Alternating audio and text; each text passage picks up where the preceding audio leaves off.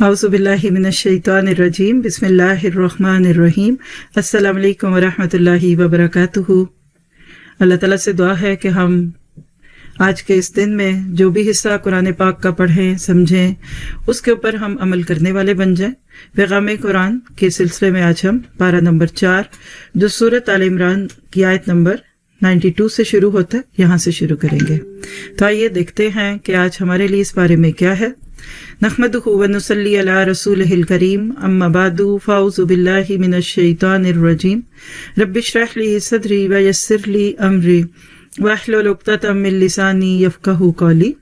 لن تنالوا البر، اس نام سے یہ پارہ حقیقت یہ ہے کہ سورۃ آل عمران کا یہ وہ حصہ ہے کہ جس میں امت وسط کو کچھ من پسند چیزوں کے چھوڑنے کا حکم ہے، اور پورے پارے میں آپ دیکھیں گے کہ اللہ کے اس دین یعنی اسلام کو غالب کرنے کی کوشش ہے۔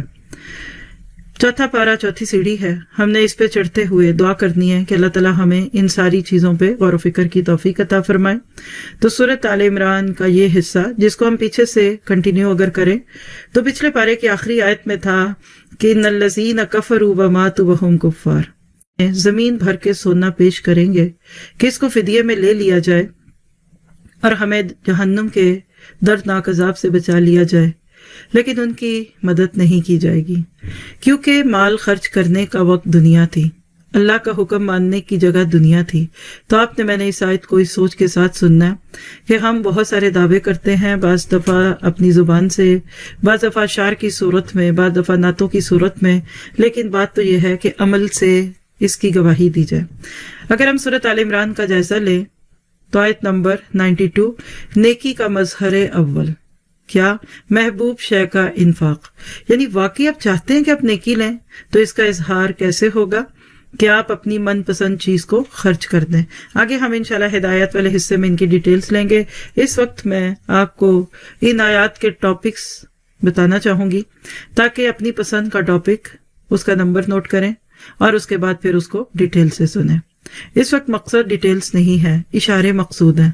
ہم قرآن پاک کو تراویح میں بھی پڑھتے ہیں اور اسی طرح اپنی تلاوت میں بھی، لیکن اگر اسی طرح ہمارے پاس ہر پارے کا ایک خلاصہ ہو تو یقینی بات ہے کہ کم از کم قرآن پاک پڑھنے اور سننے کے دوران ہماری توجہ اس پڑھے ہوئے اور سنے ہوئے حصے میں ہوگی۔ اور بات بھی یہی ہے، ایون اس وقت بھی اگر آپ میری آواز صرف سن رہے ہیں لیکن میری بات نہیں سن رہے تو آپ کو سمجھ نہیں آئے گی۔ کسی اور لینگویج میں بولنے والے شخص کی ہمیں بات نہیں سمجھ آتی، ہاں آواز کانوں سے ٹکراتی ہے۔ افسوس کی بات ہے کہ اس وقت مسلمانوں کی اکثریت قرآن ایسے ہی پڑھتی ہے، یا ان کو اپنی آواز آتی ہے یا دوسرے کی، لیکن اس میں کہا کیا جا رہا ہے اس کے اوپر غور و فکر نہیں ہو پاتا۔ تو انشاءاللہ یہ چھوٹی چھوٹی کوششیں ہمیں قرآن دوست بنائیں گی، قرآن فہمی کے راستے میں یہ چیزیں بہت مددگار ہوں گی۔ تو آیت 92 میں ہم کیا دیکھتے ہیں کہ اگر آپ واقعی نیکی کا ارادہ کرتے ہو، جنت چاہتے ہو، اللہ کی رضا چاہتے ہو، تو اس کا پہلا اظہار ہے کہ اپنی من پسند چیز کو خرچ کر دو، کیونکہ جب تک راستے میں رکاوٹیں رہتی ہیں بات سمجھ نہیں آتی، اور بہت سارے لوگ بہت کچھ کرنا چاہتے ہیں لیکن کر کیوں نہیں پاتے؟ وہ من پسند چیزیں، ہرڈل ریس ہے یہ دنیا۔ رکاوٹوں کو دور کرتے جائیے، اللہ تعالیٰ آپ کو بہترین کی طرف مائل کرتا جائے گا۔ اور یہ باتیں کرنے کی نہیں ہیں، کہنے کی نہیں، کر کے دکھانے کی باتیں۔ جو محبت کرتے ہیں نا وہ صرف باتوں سے نہیں کرتے، وہ کر کے دکھا دیتے ہیں، پھر بعد میں جو ہوگا دیکھی جائے گی۔ پھر اسی طرح آیت نمبر 93 سے 95 کا ٹاپک لکھے من گھڑت بات، اللہ تعالیٰ کی طرف منسوب کرنا ظلم ہے۔ جو دل میں آیا کہہ دیا، ایسی باتیں کر دی، خواب اللہ کے نام پہ پیش کر دیے اور ایسی ایگزیجریشن کے ساتھ باتیں کرنی، اور یہ کہنا اللہ نے کہا ہے حالانکہ اس نے نہ کہا۔ جب علم تھوڑا ہوتا ہے تو انسان ادھر ادھر کی باتوں کو بھی اللہ کی بات بنا کے پیش کر دیتا ہے۔ تو یاد رکھیے ایسا کہنے والا کسی پہ ظلم نہیں کرتا سوائے اپنے۔ آیت 96 سے 97 میں عظمت کعبہ اور فرضیت حج کا ذکر ہے، کیونکہ جہاں بھی بات ہوگی ابراہیم علیہ السلام کی تو وہاں پھر کعبہ اور حج کی بات ضرور ہوگی، اور اس میں ہم دیکھیں گے کہ حج کرنا فرض ہے۔ پھر آیت نمبر 98 سے 101 اہل کتاب کی مسلمانوں سے دشمنی کا تذکرہ ہے۔ یہ کیوں بتایا جا رہا ہے بار بار قرآن پاک میں؟ تاکہ اپنی حفاظت کرو، اپنے آپ کو سیکیور کرو۔ پھر اس کے بعد 102 سے 104 فوز و فلاح کے لیے 3 نکاتی لاہے عمل، کہ تم واقعی کامیاب ہونا چاہتے ہو تو پھر اس کے بعد تمہیں 3 چیزوں پہ غور و فکر کرنا ہوگا اور اس پہ پھر عمل بھی کرنا ہوگا، اور اللہ کرے کہ یہ ہم کر پائیں۔ تقوی بھی اختیار کرنا پڑے گا اور مرتے دم تک مسلمان بھی رہنا پڑے گا۔ پھر آیت نمبر 105 سے 109، 105 to 109، روز قیامت کچھ چہرے روشن اور کچھ چہرے سیاہ ہوں گے۔ اب یہ کون سے ہوں گے؟ جو زندگی کو ایک مقصد کے ساتھ گزار کے گئے ہوں گے، وہ تو روشن چہرے والے ہوں گے۔ اردو میں بھی آپ بولتے ہیں کہ روح روشن، پیش رو۔ بالکل کام کرنے کے بعد جو تھکن ہوتی ہے نا، وہ بھی مزے کی ہوتی ہے۔ اس آرام کی نسبت یہ بہت پیاری ہے جس میں آپ سارا دن بس آرام کرتے رہے لیکن بعد میں کام نہ ہوا۔ تو قیامت کے دن وہ لوگ سرخرو ہو جائیں گے جن کو جو کام دیا تھا۔ اور خاص طور پہ یاد رکھیے کہ چوتھا پارہ امت وسط کے موجودہ مسائل اور ان کا حل ہے، تو آج مجھے آپ کو اس پہ غور کرنا ہے۔ پھر آیت نمبر 110، مقصد امت، امر بالمعروف و نہی عن المنکر۔ ہر کام کا ایک مقصد ہوتا ہے نا، آپ گھر میں ایک میز بھی لاتے ہیں تو اس کا بھی کوئی پرپز، کوئی مقصد ہوتا ہے۔ تو اس امت کو پیدا کرنے کا مقصد کیا تھا؟ کہ دنیا سے گندگی اور خرابی ختم ہو جائے، تطہیر کا کام لینا تھا اللہ نے ہم سے۔ آیت 111 سے 112، امت ذلیل و رسوا کیوں ہوتی ہے؟ اور صاف بات ہے کہ جب انسان مقصد کو چھوڑ کر، جو کام اس پہ ڈالا اس کو چھوڑ کر صرف آرام پسند ہی ہو جائے اور کھانے پینے کا حریص ہو جائے تو پھر یہ بات تو روز روشن کی طرح واضح ہی ہو جاتی ہے۔ آیت نمبر 113 to 115، ذلیل و رسوا امت میں بھی صالحین کا گروہ ہوتا ہے، یعنی بگڑے سے بگڑے دور میں بھی مسلمانوں کا ایک گروہ حق پہ رہتا ہے اور لوگوں کو حق کی دعوت دیتا ہے۔ دعا کیجئے کہ ہمارا شمار انہی لوگوں میں ہو جائے۔ آج تک اگر نہیں ہے تو آنے والے دنوں میں اللہ ہمیں بہتر کر دے اور ہم صاحب اصلاح بن جائیں۔ پھر آیت نمبر 116 سے 120، اہل کتاب دشمن ہیں، ان سے دلی دوستی مت کرو۔ دیکھیے ماں بھی اپنے بچے کو کیئرفل ایٹیچیوڈ سکھاتی ہے، اللہ تعالیٰ تو اللہ تعالیٰ ہی ہیں، وہ دوست دشمن کا فرق نہ بتاتے تو شاید ہمیں کبھی پتہ بھی نہ چلتا۔ پھر آیت 121 سے 127، اللہ تعالیٰ کی طرف سے نصرت کی بشارت، یعنی تم کوشش کرو باقی کام میں کر دوں گا والا سٹائل۔ پھر آیت 128 to 129، ہدایت دینے کا اختیار صرف اللہ کا ہے۔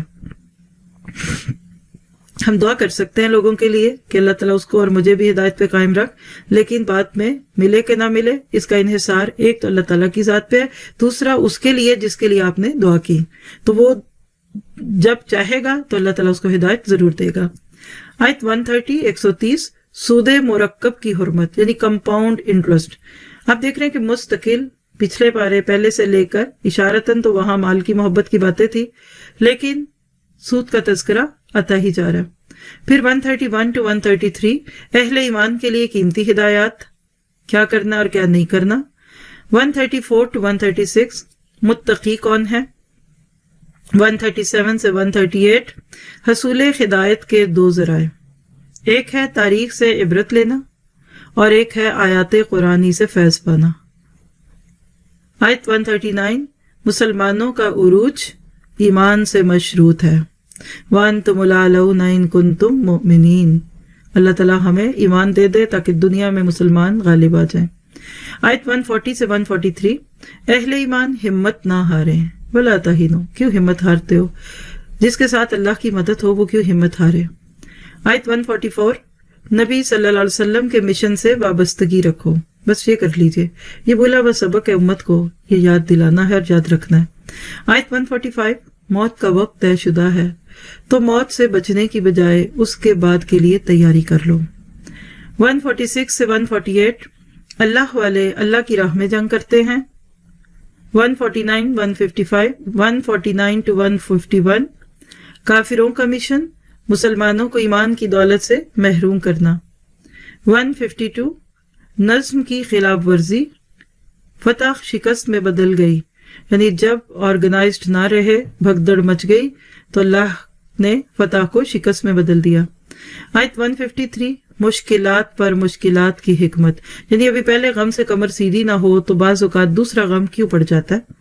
154، موت کا وقت ہی نہیں جگہ بھی طے ہے، اب کیا کریں گے اس سے پھر بچنے کا انسان۔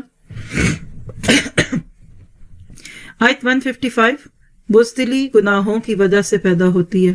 اگر ہر جملے پہ آپ ایک کوسچن مارک رکھ لینا تو بہت ساری چیزیں تو آپ کو صرف آیتوں کے ٹائٹل سے سمجھ آ جائیں گی۔ پھر 156 سے 158، اللہ کے راستے کی موت دنیا و ما فیہا سے بہتر ہے، اور اللہ ہمیں اپنے راستوں میں کھپا دے۔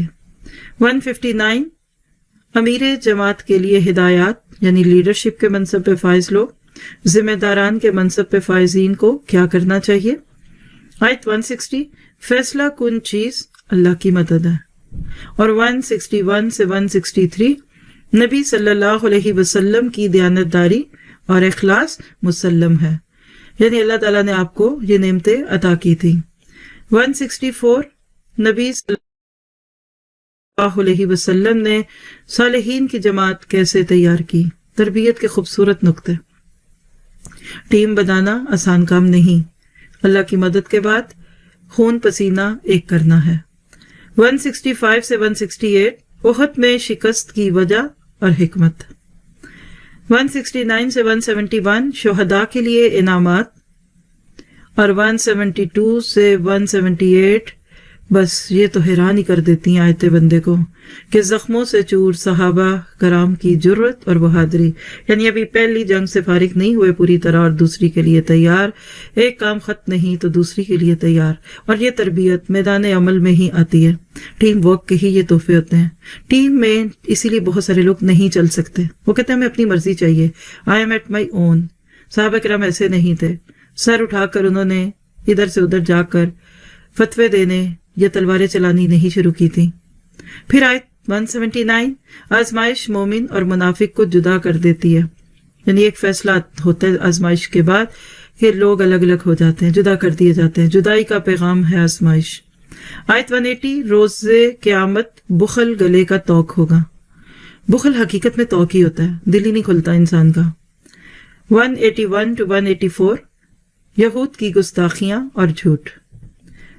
185 اصل کامیابی جہنم سے نجات ہے۔ 186 اللہ کی راہ میں تکلیف دہ امور آتے ہی رہیں گے۔ 187 اہل کتاب کی اللہ کی کتاب سے بے وفائی۔ 188 سے 189 تعریف و تحسین کی خواہش عذاب سے دو چار کر دے گی، یعنی کرا کرایا کچھ بھی نہیں، تعریفیں دل چاہتا ہے ہماری ہی ہوں، یہ نہیں کرنا۔ 190 کائنات کی تخلیق پہ غور، اللہ کی معرفت کے حصول کا ذریعہ۔ 191 سے 192 سلوک قرآنی ذکر و فکر، یعنی قرآن کے ساتھ تعلق رکھیے تو ذکر کا اور فکر کا۔ 193 to 194 تکمیل ایمان اور ایمان افروز دعائیں، اور یہ بھی لکھ لیجئے کہ سورۃ آل عمران میں بہت ساری دعائیں آتی ہیں، حتیٰ کہ اس کی آخری آیتیں بھی دعاؤں سے بھری ہوئی ہیں۔ 195 قبولیت دعا کا وعدہ۔ 196 to 198 کافروں کی سرگرمیوں کا اثر نہ لو۔ 199 اہل کتاب میں بھی صالحین ہیں، اور 200 فلاح اخروی کے لیے 4 ہدایات، اصبروا وصابروا ورابطوا واتقوا اللہ۔ تو یہ تھی سورۃ آل عمران کی ان آیات کی ایک ترتیب ٹاپکس کے اعتبار سے۔ آئیے ذرا اب اس حصے میں سے چند ہدایات اپنے لیے لیتے ہیں۔ یہ ہے اصل میں وہ چیزیں جس کو ہم نے اس سیشن سے اپنے عمل کے لیے پک کرنا ہے۔ سب سے پہلی ہدایت اس پیغام قرآن میں محبت کے آگے مجبور ہوتے ہوئے محبوب کے لیے محبوب ترین چیز چھوڑ دو۔ لن تنالوا البر حتى تنفقوا مما تحبون وما تنفقوا من شيء فإن الله به عليم۔ مومنو، جب تک تم ان چیزوں میں سے جو تمہیں عزیز ہیں راہ اللہ میں صرف نہ کرو گے کبھی نیکی حاصل نہ کر سکو گے، اور جو چیز تم صرف کرو گے اللہ اس کو جانتا ہے۔ پہلی آیت پارے کی اور آل عمران کی 92 آیت آپ سے مجھ سے مانگتی ہے اپنی محبتوں کی قربانیاں دو۔ نیکی میں کمال کے لیے محبوب ترین چیز کی قربانی کی ضرورت ہے۔ کبھی کہا وہ دے دو جو ضرورت سے زائد ہو، یہ عام حالات کی بات ہوتی ہے، لیکن کبھی تو اپنی من پسند چیز بھی دو۔ پوچھئے آپ کو کیا پسند ہے؟ سب سے پہلے انسان کو اپنا نفس پسند ہوتا ہے، اپنی انا پسند ہوتی ہے، اپنی جان پسند ہوتی ہے، اپنا مال، اپنا وقت، اپنی نیند، یہ سب دینا پڑے گا۔ دین کے پودے پہ بہار آئے گی نہیں جب تک امت مسلمہ یہ قربانیاں نہ دے گی۔ آج سوچئے آپ کیا دیں گے؟ آج کل لاک ڈاؤن کے دن ہیں، کرونا وائرس کے متاثرین کے لیے اللہ تعالیٰ نے بہت سارے ایسے مواقع ہمارے سامنے پیش کر دیے کہ جس پہ عمل کر کے ہم اپنی زکوٰۃ، اپنے صدقات بھی مستحقین تک پہنچا سکتے ہیں۔ تو تحدیث نعمت کے طور پہ اللہ تعالیٰ کا احسان سمجھتے ہوئے ایک چھوٹی سی چیز آپ سے شیئر کرتی ہوں۔ بعد میں آپ کے ساتھ وہ فلائر اور پروجیکٹ شیئر بھی کیا جا سکتا ہے۔ جیسا کہ آپ سب جانتے ہیں کہ دنیا میں ہر طرف ہی غریب غربا پریشان ہیں، خاص طور پہ وہ لوگ تو دن رات میں کام کر کے مال کماتے تھے۔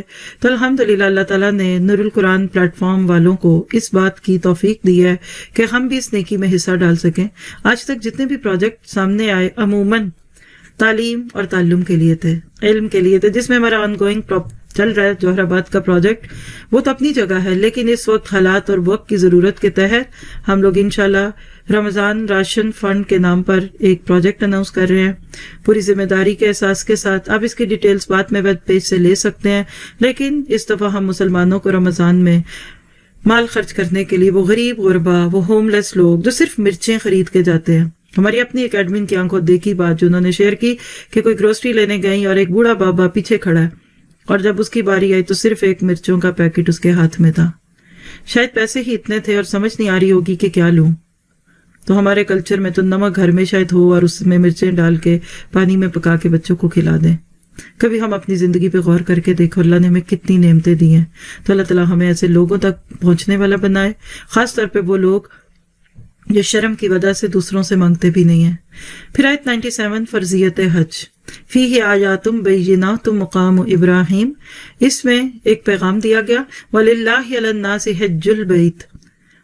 کیا پتہ چلا کہ اللہ کے لیے حج کرنا ہے لوگوں نے اس گھر کا، من استطاع الیہ سبیلا، جو اس کی استطاعت رکھے۔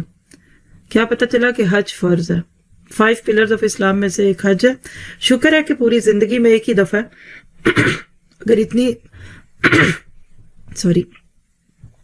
اگر رمضان کی طرح حج بھی ہر سال فرض ہوتا تو پھر سوچئے کہ کیا کرتے۔ تو کچھ شرائط کے ساتھ حج فرض ہے، اور جو اس حکم کو نہ مانے تو اللہ بھی اہل عالم سے بے نیاز ہے۔ اور بات یہ ہے کہ جس سے محبت ہوتی ہے اس کے گھر جانے کو دل کرتا ہے، جس کو اللہ سے محبت نہیں وہ تو قریب رہ کر بھی نہ جائے، اور کتنی دور چلے گئے اور ہر سال اپنے ملکوں میں جاتے آتے ادھر سے گزریں بھی لیکن حج نہ مل سکے۔ تو نیت کیجئے اپنی پہلی فرصت میں حج اور عمرے کا اہتمام کرنا ہے۔ تو استطاعت کے باوجود حج نہ کرنا یہ عملی طور پر کفر ہے۔ اسی طرح 103 اللہ کی رسی یعنی قرآن، اس کو تھامنا ہے۔ وَاعْتَصِمُوا بِحَبْلِ اللَّهِ جَمِيعًا وَلَا تَفَرَّقُوا، اور سب مل کر اللہ کی ہدایت کی رسی کو مضبوط پکڑے رہنا اور متفرق نہ ہونا۔ کیا پتہ چلا کہ فرقوں میں بٹی ہوئی قوم ایک رسی کو پکڑے گی تو سامنے اس کے ایک دوسرے کے اپنے مسلمان بھائی بہن ہی آئیں گے۔ قرآن کو تھامنے سے مراد اس کے حقوق کو ادا کرنا ہے۔ قرآن پاک کے حقوق کیا ہیں؟ اس پر ایمان لانا، اس کی تلاوت کرنا، اس کو سمجھنا، عمل کرنا اور پھیلانا، اور قرآن کو تھامنے کی برکات کو حاصل کرنا۔ لعلکم تہتدون، اللہ تعالیٰ سے یہ دعا کیجئے کہ اس رمضان میں واقعی امت مسلمہ جڑ جائے، کیونکہ آج کل غم سب کا ایک ہی ہے نا، لاک ڈاؤن تو سب کے لیے ہے، کرونا کا اندیشہ تو ہر ایک کو لگا ہوا ہے۔ تو آئیے سب ملتے ہیں، فرقوں کو چھوڑیے، جماعتوں گروہوں کو اپنے پلیٹ فارم بنائیے۔ کوئی حرج کی بات نہیں، آپ کسی بھی کام جگہ کر رہے ہیں، کسی بھی جگہ کام کریں، لیکن گائیڈ لائن ایک ہے، ہیڈ آفس ایک ہے۔ دین پھیلتا جائے گا اور معاشرے کے اندھیرے دور ہوتے جائیں گے۔ دل کی طرح کام کیجئے کہ جو بڑی پائپس کو جسم میں پھیلانے کے بعد انگلیوں میں باریک باریک آرٹریز اور وینز کی صورت میں بلڈ پہنچاتا ہے، ہم اگر ایک چھوٹی سی وین ہی صحیح انگلی میں چلے جائیں، 2 لوگوں کو فائدہ دے رہے ہیں، لیکن ہم نے کبھی کمپٹیشن اپنا ان لوگوں سے نہیں کرنا جن کو ہزاروں اور لاکھوں کے مجموع میں بات کا موقع ملتا ہے۔ شرط ایک ہے، پیچھے سے پمپ ایک ہو، دل 2 کر دیجئے، دیکھیے کیا گڑبڑ ہوتی ہے۔ ہمارے جسم کا مزاج اجتماعیت کا ہے، ٹیم ورک کا ہے، اور یہی مزاج ہمیں اللہ تعالیٰ ایز اے مسلم بتاتا ہے۔ پھر اس کے بعد آیت نمبر 110 امت کی ذمہ داریاں، کنتم خیر امۃ اخرجت للناس۔ کیا پتہ چلا کہ اللہ نے تمہیں لوگوں کے لیے نکالا، تم نیکیوں کا حکم دیتے ہو، برائیوں سے روکتے ہو، اور خود بھی اللہ پر ایمان لاتے ہو۔ یہ ٹائٹل نہیں ہے، یہ ذمہ داری ہے۔ تو خیر امت ہونے کے لیے ذمہ داریوں کی ادائیگی بھی لازم ہے۔ آج ذلت اور رسوائی کی بنیادی وجہ ان ذمہ داریوں کی عدم ادائیگی ہے۔ کام کیے بغیر ایوارڈز نہیں ملتے، ٹائٹل مل جاتے ہیں لیکن پھر وہ چھن بھی جاتے ہیں جب اس کام کا حق ادا نہ کیا جائے۔ تو کوئی اپنے آپ کو اوور اسٹیمیٹ نہ کرے۔ پھر آیت 159 امیر اور ذمہ داروں کے لیے ہدایات۔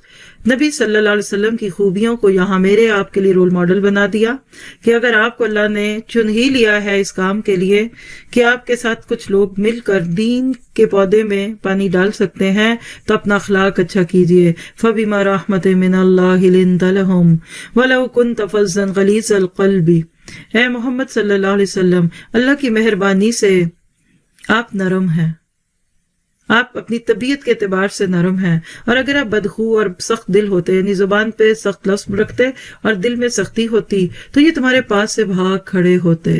کیا پتا چلا کہ لیڈر کے لیے یہ خوبیاں ہیں، جس کو علامہ اقبال نے بھی کہا تھا کہ سخن دل نواز جاں پرسوز، یہی ہے رخت سفر میر کارواں کے لیے۔ اور اس سے پچھلے مصرے میں کہہ دیا نگاہ بلند سخن دل نواز جہاں پرسوز، یہی ہے رخت سفر میر کارواں کے لیے۔ تو کیا پتہ چلا کہ نرمی اختیار کرنی ہے، شفقت اپنے اندر لانی ہے، اور دعا کا اہتمام کرنا ہے۔ پھر اسی میں مشورے میں شریک ہونے اور کرنے کا بھی مشورہ ملا، اور اللہ پر توکل کی بات۔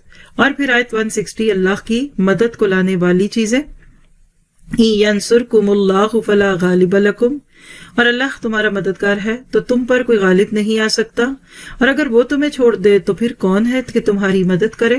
اور مومنوں کو چاہیے کہ اللہ ہی پر بھروسہ رکھیں۔ تو اللہ کی مدد کے حصول کا ذریعہ اس کے دین کی نصرت کرنا ہے۔ یہی پیغام سورۃ محمد کی آیت نمبر 17 میں ہم پڑھیں گے۔ ذرا سا اس پہ غور کیجئے، کیا واقعی ہم اس کے اوپر یقین رکھتے ہیں؟ کون ہے آپ میرے سمیت جو اللہ کی مدد حاصل کرنا نہیں چاہتا؟ تو اس کے لیے کوئی وظیفہ نہیں ہے، اس کے لیے کوئی چلا کشی نہیں ہے، اس کے لیے یہ ہے کہ اس کے دین کے لیے نکل جائیے۔ گھروں میں رہ کر بھی کام کر سکتے ہیں، اللہ کی مدد آتی ہے اللہ کے کام کرنے والوں پہ۔ آپ دیکھیے کہ ایک عورت ہے، دروازہ کھولتی ہے، 2 خواتین اس کے سامنے ہیں، ایک کہتی ہے 10 روپے دے دیں، بھیک مانگنی ہے، یہ ہے وہ ہے، وہ اس کو دے کے فارغ کرتی ہے۔ دوسری اندر آتی ہے، کہتی ہے آپ کے اس بچے کو ذرا سا دیکھ لوں۔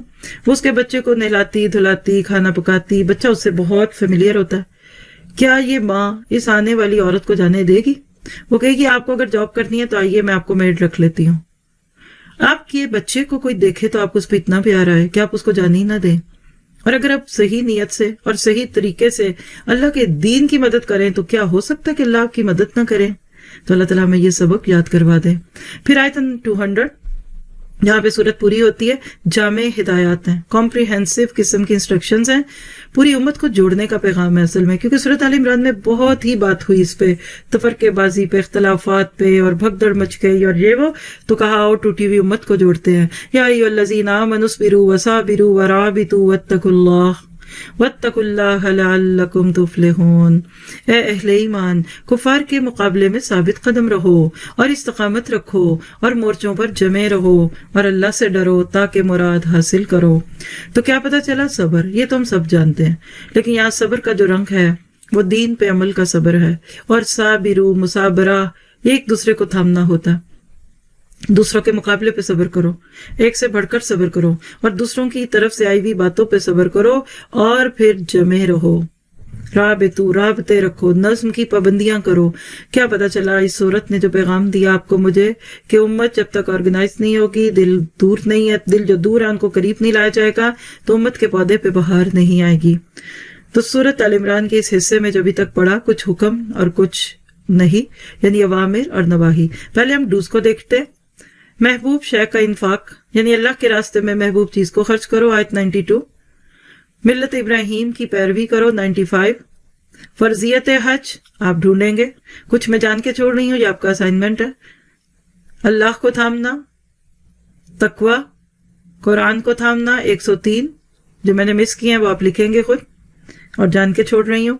خیر کی دعوت، 104۔ بدی سے روکنا، نیکی کا حکم، 110۔ رات کا قیام آپ ڈھونڈیں گے۔ صبر اور تقوی، 120۔ توکل، 122۔ تقوی اور شکر کرنا، 123۔ اللہ رسول صلی اللہ علیہ وسلم کی اطاعت کرنا، 132۔ مغفرت اور جنت کے لیے کوشش کرنا آپ ڈھونڈیں گے۔ انفاق فی سبیل اللہ کرو، 134۔ غصے کو پی جانا آپ ڈھونڈیں گے، چاہے آپ کو اس وقت کتنا ہی غصہ کیوں نہ آئے مجھ پہ۔ درگزر کرنا 134، استغفار کرنا 135، ایمان پر کاربند رہنا یعنی جمے رہنا آپ ڈھونڈیں گے، صبر اور جہاد 142، آخرت کی طلب لگانا 145، قتال فی سبیل اللہ 146، صبر اور استقامت 146، اللہ کے حضور دعائیں کرنا 147، امیر کی نافرمانی کا نقصان آپ ڈھونڈیں گے، راہ حق میں جان کی قربانی 158، زیر تحت لوگوں کے لیے نرم رویہ اختیار کرنا 159۔ نمبر میں نے بتا دیا ہے، عمل آپ کر لیجئے واللہ۔ ساتھیوں سے مشورہ کرنا 159 اور اس عادت کو اپنا لیجئے۔ فیصلے کے وقت اللہ پر توکل کرنا، رضا الہی کا حصول 162، تلاوت اور تعلیم قرآن حاصل کرو 164، راہ حق میں جان دینا 169، اور اللہ رسول کی پکار پہ لبیک کہنا۔ آپ اس آیت کی تفسیر سنیے گا، کوشش کیجیے گا 172 اور اس سے آگے۔ اللہ پر توکل کرنا سیکھیں گے 173، اسی کا حکم ہے، اور اللہ کا خوف رکھنا 175، حقیقی ایمان اور تقوی کا حصول 179، صبر اور تقوی دونوں لینے 186، ذکر الہی اور کائنات میں غور و فکر آپ ڈھونڈیں گے، جامع دعائیں 191 سے 194، اور ہجرت اور قتال فی سبیل اللہ، اللہ اکبر 195، تقوی اختیار کرنا 198، اللہ تعالیٰ کے لیے خشوع اور عاجزی اختیار کرنا کیسے پتہ چلے گا 199 سے، اور صبر، مصابرت، جماعت کا ڈسپلن رکھنا اور تقوی اختیار کرنا 200 آیت، جو پارے سورت کی آخری آیت ہے۔ تو ہم نے کیا سیکھا کہ یہ کچھ کرو، کچھ چیزیں نہ کرنے کی بھی ہیں وہ بھی سن لیجئے۔ اللہ کے راستے سے نہیں روکنا چاہیے 99، اہل کتاب کی پیروی نہیں کرنی 100، تفرقہ نہیں کرنا 103، دین میں تفرقہ اور اختلاف آپ ڈھونڈیں گے، دکھاوا نہیں کرنا 117، کفار کو رازدار نہیں بنانا 118، سود کی طرف نہیں جانا 130۔ اس پر اگر آپ ایک حدیث ڈھونڈ کر لکھ سکے اپنے پاس تو انشاءاللہ بہت فائدہ ہوگا۔ گناہوں پر اڑے نہیں رہنا 135، دین کی جدوجہد میں پھرنا یعنی دین کی طلب کیجیے 144، دنیا کا طالب ہونا 145، اللہ کی اطاعت سے فرار نہیں اختیار کرنا 149، قتال سے فرار 154، اور زیر تحت لوگوں سے سختی کا رویہ اختیار نہیں کرنا۔ نمبر بھی ڈھونڈیے اور اس کی نیت بھی کرنی ہے۔ خیانت نہیں کرنی 161، قتال سے فرار نہیں کرنا 167، ایمان چھوڑ کے کفر کا سودا نہیں کرنا 177، بخل نہیں کرنا 180، آیات الہی کو چھپانا 187، نہ کی ہوئی نیکیوں پر بھی تعریف چاہنا، یہ آپ ڈھونڈیں گے۔ آیات الہی کا سودا نہیں کرنا 199۔ تو یہ تھی سورت آل عمران، خوبصورت سورت۔ اب اس کے بعد اگلی سورت اس سے بھی خوبصورت ہے، اور وہ ہے النساء، عورتوں سے متعلق سورت، یتیموں اور بیواؤں کے حقوق کی بات، اور اطیع اللہ اور اطیع الرسول سے بھری ہوئی سورت۔ اگر ایک گو میں اس سورت کو دیکھ لیجئے تو پہلی سورت یعنی جیسے ایک بڑی کمپوزیشن ہے نا، ابھی ہم اس کو سمجھ رہے ہیں، پھر اگلے پارے کے شروع میں ہم کچھ اور چیزیں بھی دیکھیں گے۔ تو اگر اوورآل ایک نٹ شیل میں آپ سورت کو جمع کریں تو آیت 1 سے 43 میں اسلام کی معاشرتی ہدایات ہیں، جن کا ہدف یا گول ہے معاشرے کے ہر فرد کے مال، جان اور آبرو کا احترام ہو اور تحفظ ہو۔ کیا خوبصورت دین ہے، پسے سے پسے طبقے کی بھی سنوائی ہے اس دین میں۔ پھر دوسری ترکیب یا دوسرا پیکج اس صورت میں کیا ہے 44 سے 57، یہود کے جرائم کا بیان، کیوں ان سے کام واپس لیا، منصب سے ان کو ہٹا کر کسی اور کو کیوں ڈال دیا۔ پھر 58 سے 149، اہل ایمان سے خطاب، منافقین کی 3 کمزوریوں کی مذمت، اور وہ کمزوریاں کیا تھیں؟ اطاعت رسول صلی اللہ علیہ وسلم سے گریز یعنی بھاگنا، مراد یہ کہ اطاعت نہ کرنا، ہجرت سے پہلو تہی یعنی اوائڈ کرنا، مائگریٹ کرنے کو، اور اللہ کی راہ میں جنگ سے فرار۔ 150 سے 176 جو تیسرا بڑا حصہ ہے، بلکہ چوتھا بڑا حصہ اس سورت کا، اہل کتاب کے جرائم اور اہل ایمان کے لیے ہدایات۔ تو یہ تو تھی ایک بڑی ترتیب۔ اب چلیے ذرا آیت با آیت سورت نساء کا جائزہ۔ پہلی آیت یا ایھا الناس اعبدوا ربکم کہاں تھی؟ سورت بقرہ میں۔ یہاں دیکھیے بالکل وہی انداز اختیار کر کے اللہ تعالیٰ انسانیت کو پکارتے ہیں، اور یہ وہ آیت ہے کہ جس کو ہم خطبہ نکاح میں بھی پڑھتے اور سنتے ہیں، شرط یہ ہے کہ اس وقت جن کا نکاح ہو رہا ہے وہ بھی سن رہے ہوں۔ یا ایھا الناس اتقوا ربکم الذی خلقکم من نفس واحدہ۔ تو آیت نمبر 1 کیا ہے؟ مساوات انسانی کی بنیادیں، یعنی پہلی ہی آیت نے ذات پات اور کاسٹ سسٹم کو ختم کر دیا۔ پھر آیت 2 سے لے کے 10 تک خواتین اور یتیموں کے حقوق کی بات ہے۔ 11 to 12 وراثت کے احکامات، علم الفروض یا علم الفرائض دونوں ہی چلتے ہیں۔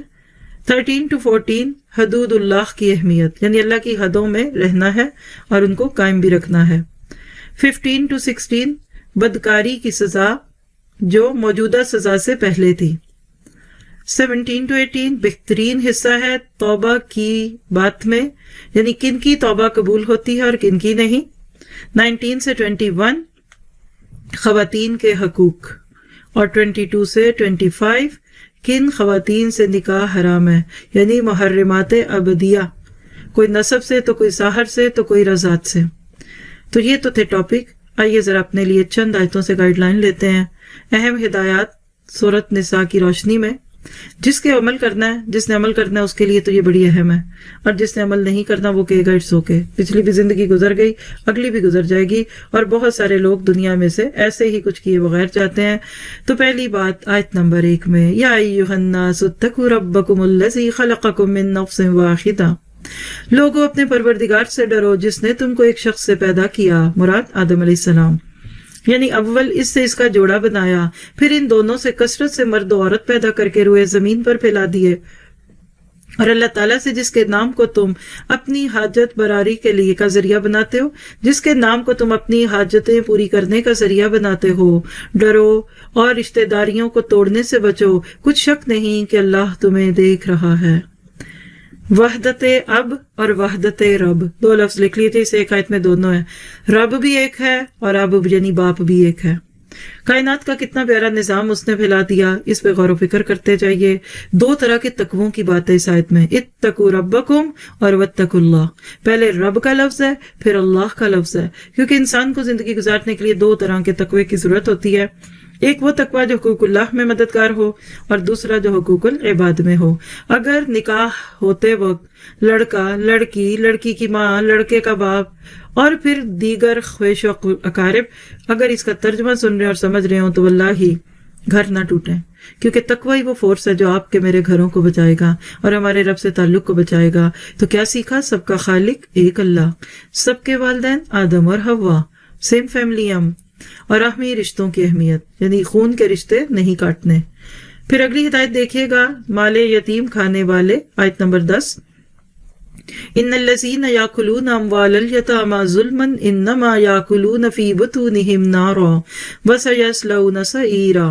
جو لوگ یتیموں کا مال ناجائز طور پر کھاتے ہیں وہ اپنے پیٹ میں آگ بھرتے ہیں اور دوزخ میں ڈالے جائیں گے۔ اللہ اکبر، کیا وہ پیٹ ہوں گے اور کیا اس میں آگ لگے گی۔ جہاں آگ لگی ہو تو کبھی ایسے مسکینوں کا حق نہ کھائیے جن کا باپ نہیں رہا۔ چچا بھی سن لیں بھتیجوں کی جائیدادوں کے لیے، اور اسی طرح بھائی بھی سن لیں بہنوں کے لیے۔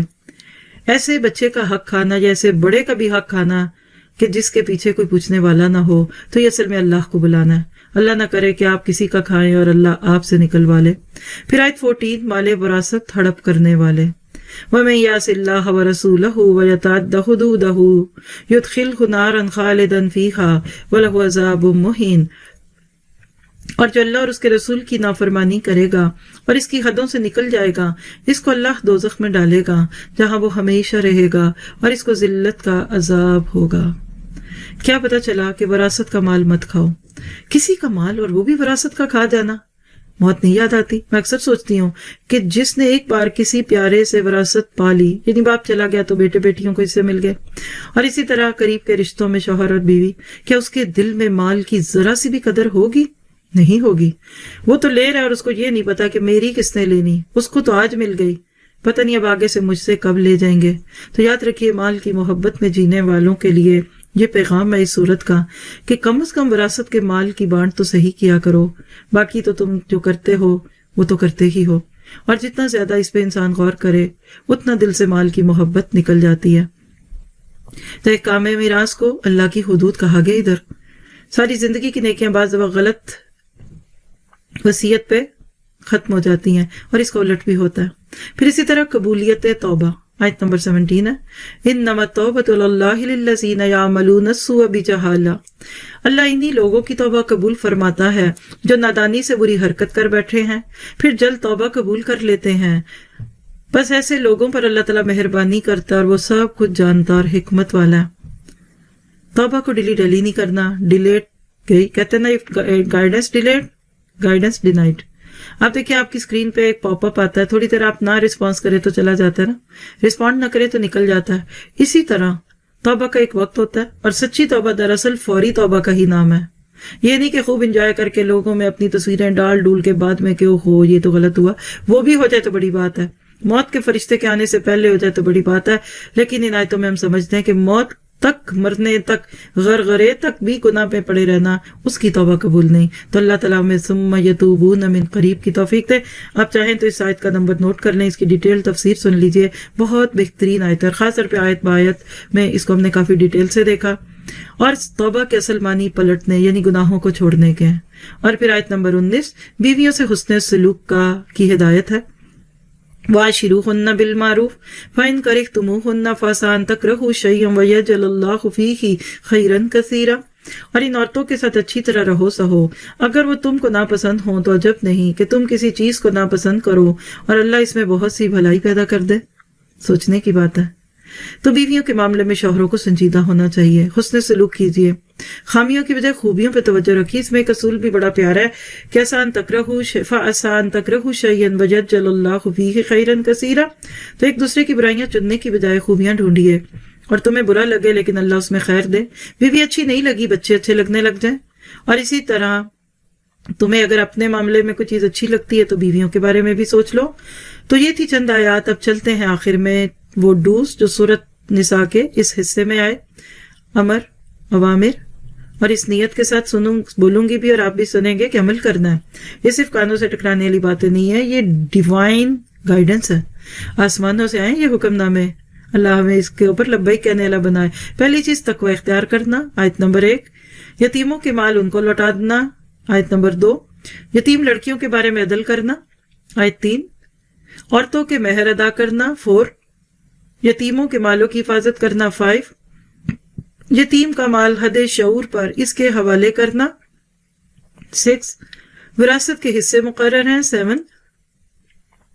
غیر وارث رشتہ داروں کو کچھ دے دینا, 8. تقوی اور درست بات کا اہتمام کرنا, آپ ڈھونڈیں گے اس کو بھی. میراث میں اولاد اور والدین کے حصے ادا کرنے ہیں, 11. اور زوجین کے حصے بھی دینے میراث میں سے, 12. اللہ اور رسول صلی اللہ علیہ وسلم کی اطاعت کرنی, 13. اور سچی اور قریب کی توبہ کرنی, 17. بیویوں کے ساتھ حسن سلوک کرنا, 19. اور بیویوں کی خوبیوں پر نگاہ رکھنا, آیت نمبر 19.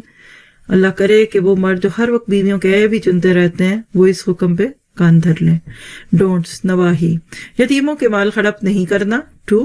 یتیموں کا مال نہیں کھانا, آیت 10 میں بھی آ گیا دوبارہ. اللہ اور رسول صلی اللہ علیہ وسلم کی نافرمانی نہیں کرنی, 4 یعنی 14. عورتوں کو میراث سے محروم نہیں کرنا, 19. اور بیویوں کو دیے گئے تحائف واپس نہیں لینا یعنی حق مہر یا تحفوں کی صورت میں, 20. سوتیلی ماں سے نکاح نہیں کرنا, 22. فحاشی کے قریب بھی نہیں آنا, 22. محرم عورتوں سے نکاح نہیں کرنا, 23.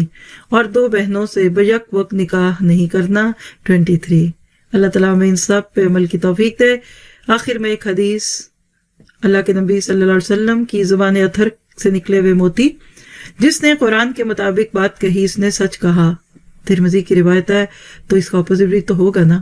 تو دعا کیجئے کہ اللہ میں قرآن ہی کی بات کرنے کی توفیق دے. ایک بزرگ خاتون ایک موقع پہ عبداللہ بن مبارک کو ملی تھی. تقریباً 1 ہفتے کے ساتھ کے اندر اس عورت کی زبان سے قرآن کے سوا کوئی بات نہ نکلی.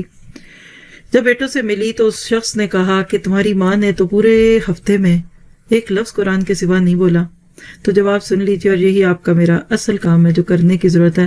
کہا آپ نے 1 ہفتے کی بات کی, ہم نے پچھلے 40 سال میں اپنی ماں کی زبان سے قرآن کے سوا کوئی لفظ نہیں دیکھا۔ کیا نام اعمال ہوگا اس عورت کا، ذرا سوچ کے رشک آتا ہے۔ اللہ مجھے بھی اس کی توفیق دے اور آپ کو بھی۔ تو آج کے لیے یہی پارہ تھا، لن تنالوا البر تنفقوا سے شروع ہوا اور اپنی اصلاح کی فکر لگانے والا۔ اللہ تعالیٰ آپ کو مجھے بہترین طور پہ عمل کرنے کی توفیق عطا فرمائے۔ سبحانک اللہم و بحمدک اشہد ان لا الہ الا انت